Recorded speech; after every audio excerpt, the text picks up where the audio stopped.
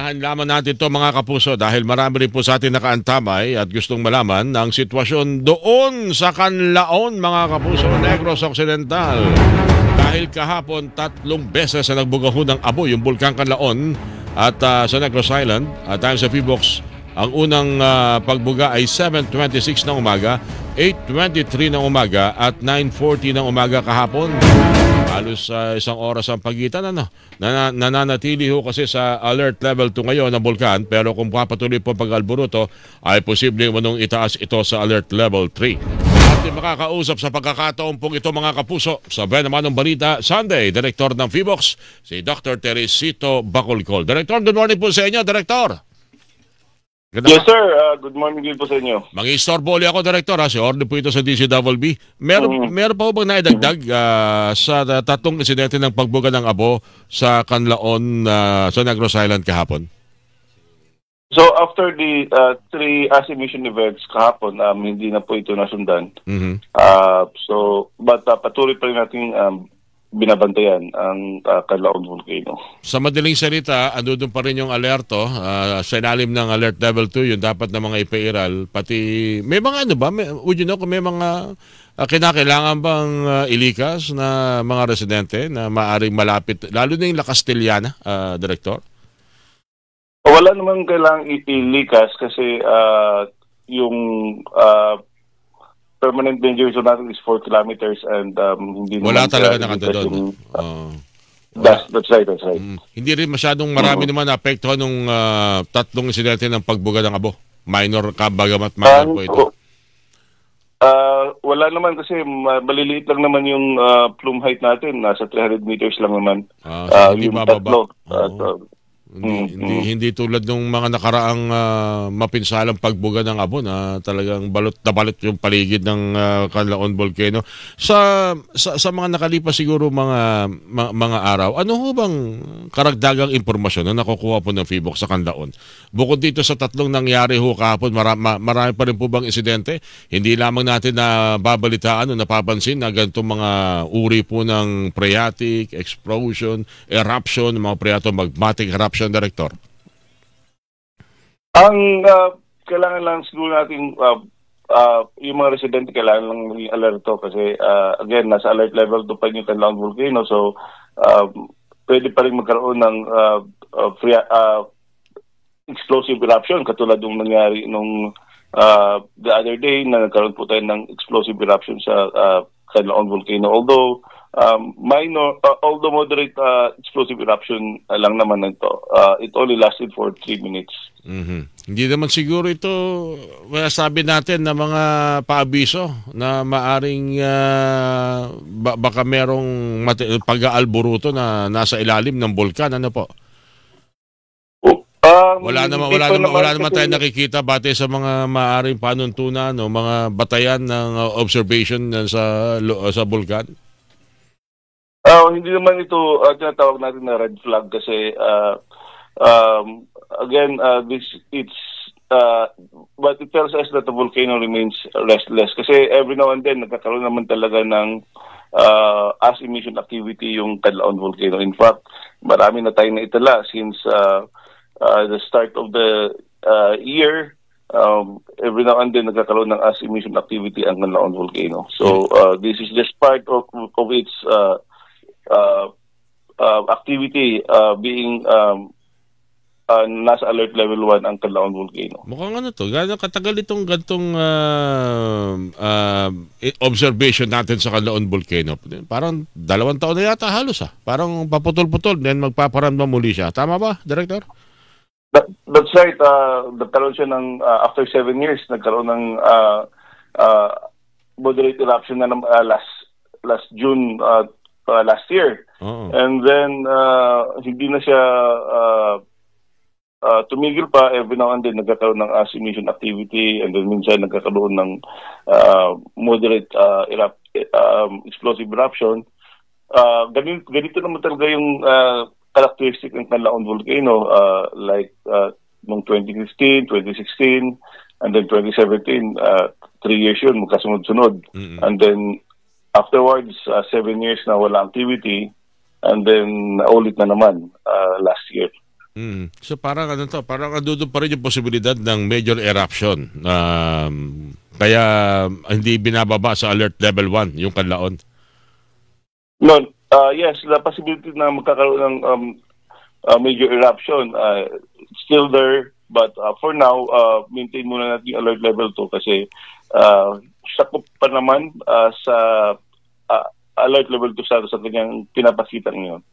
Ibig sabihin, ano man ang mangyari, safe naman ang ating mga kababayan under alert level 2 at hindi naman kinakailangan pang itas ito ng alert level 3. Yes, that's right. Alright. As long as hindi sila papasok doon sa permanent danger zone. Director, maiba lang ako, kumusta naman yung sa Taal at saka sa sa Bulusan, magiging mayon kasi itong 4 na bulkan na ito parang laging may daily report kayo. May mga na-monitor yung inyong mga gamit sa mga bulkan na ito Director. Yung Taal Volcano kaninang madaling araw nagkaroon ng minor phreatic eruption. And meron ding kahapon ng merong minor phreatomagmatic eruption din yung Taal Volcano. Umabot sa 1,200 meters yung height ng plume. But this is mostly confined lang naman sa Taal Volcano Island. So wala namang nakapag-report sa atin na umabot yung abo sa mga communities.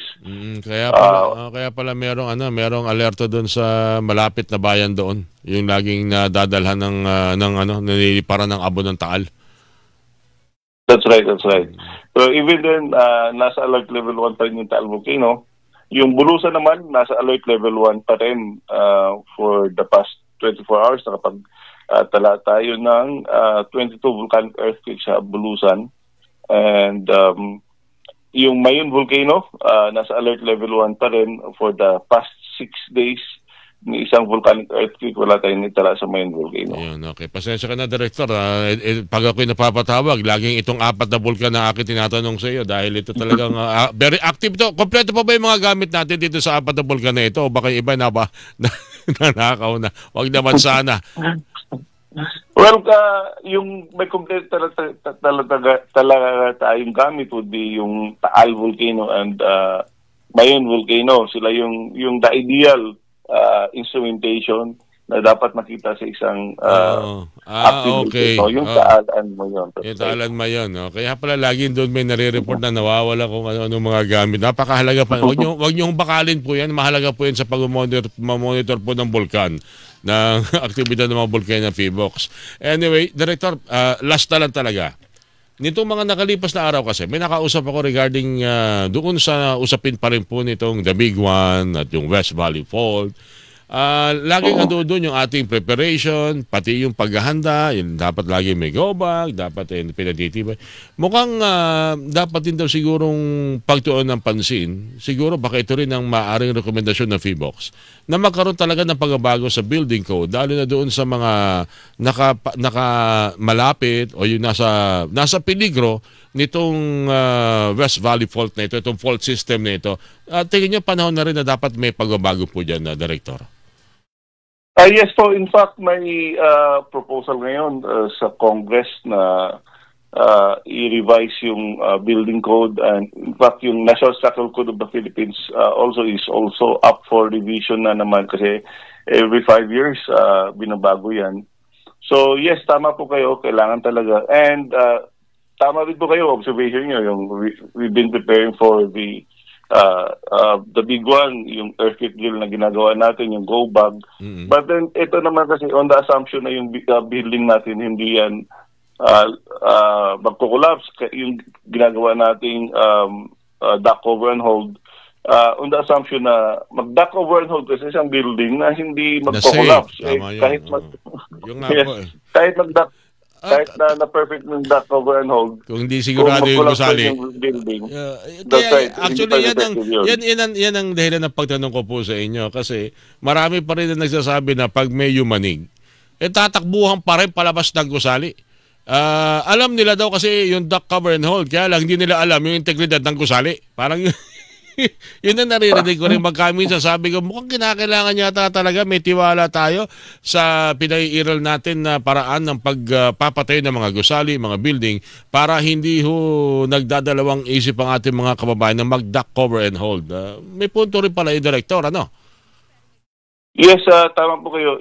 But yung high-rise buildings natin constructed after 2001 are more or less earthquake resilient. This is because it was in 2001 na integrate yung active fault map natin sa National Structural Code of the Philippines. And dahil dito, yung distance ng structure sa structure to an active fault ay already included sa pag-design ng high-rise buildings. Yung going further, yung special seismic detailing na was also introduced in our 1992 building code. And with this, kapag sinunod natin yung building code noong 1992, dapat yung building natin should be able to withstand an intensity 8 event. Now, ang concern talaga natin ngayon would be yung older buildings na ginawa before these standards were adopted. So, kailangan din nating i-retrofit or i-reinforce to make them safer. Meron kasi tayong hazard hunter. Ako yan din ang aking malimit na binabanggit sa mga, may kakilala ako magpapatayo ng bahay o bibili ng property.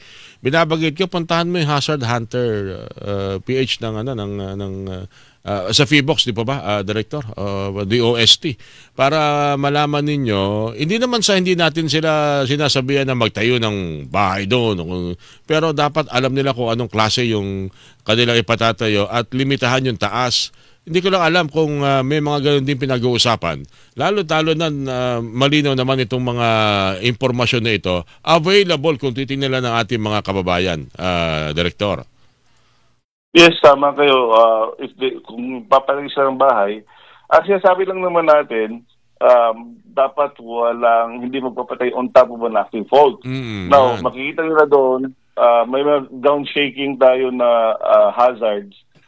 Yung ground shaking naman, kung matibay yung pagpagawa ng bahay, then it should be able to withstand. Again, may nakalagay naman expected shaking. Meron sa isang lugar.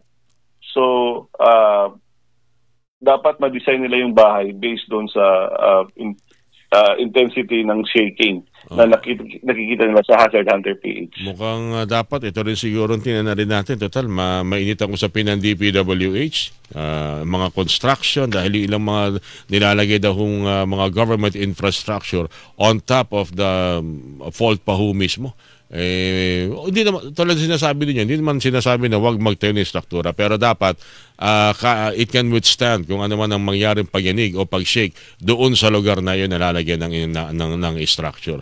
Director, siguro ituloy natin ito, patuloy tayong mag-usap ng ganito para makapagbigay tayo ng impormasyon, kaalaman sa ating mga kababayan, lalo na andyan pa rin yung iba't ibang uri ng kalamidad na dapat natin paghandaan. Again, Director, maraming salamat sa inyong binigay na pagkakataon po, sir. Yes, maraming salamat din. Okay, ingat po kayo. Director po ng FIBOX, Dr. Teresito Bacolcol, ang inyo pong napakinggan. Pera Manong